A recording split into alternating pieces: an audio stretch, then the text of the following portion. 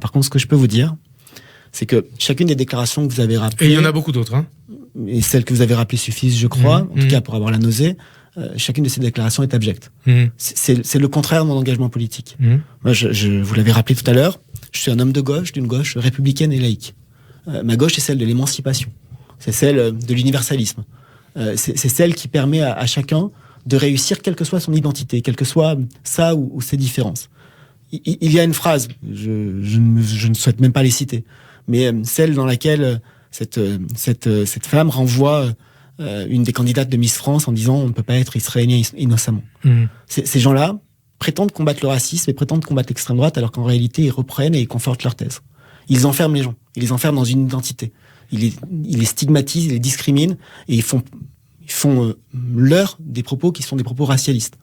C'est le contraire de tout ce que je pense. Et du contraire de la République. C'est le contraire de la République et c'est d'ailleurs la raison pour laquelle j'ai à plusieurs reprises dit que toutes celles et ceux qui à gauche considéraient qu'il était possible, envisageable d'aller flirter ou de s'aventurer ou de partager des chemins avec ces gens-là, sortaient du champ de la République.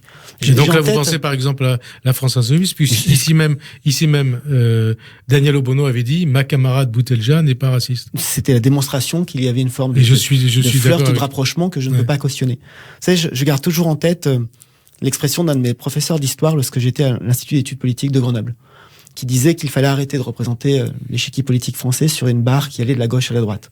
Il faut la représenter sur un fer à cheval. Parce que bien souvent, entre les deux extrêmes, il y a plus de proximité qu'avec le centre et avec la République.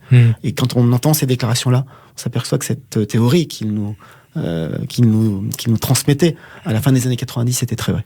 Et alors, puisque vous connaissez Jacques Lang, vous avez été au PS avec lui, vous n'avez pas un message à lui adresser puisqu'il est président de l'Institut du monde arabe? Je le renvoie à sa responsabilité de président. Je l'ai dit, je ne connais pas suffisamment la gouvernance du monde arabe de l'Institut du monde arabe pour porter un jugement qui soit tout à fait opportun ou légitime. Si vous étiez président de l'Institut du monde arabe, vous la garderiez comme salarié?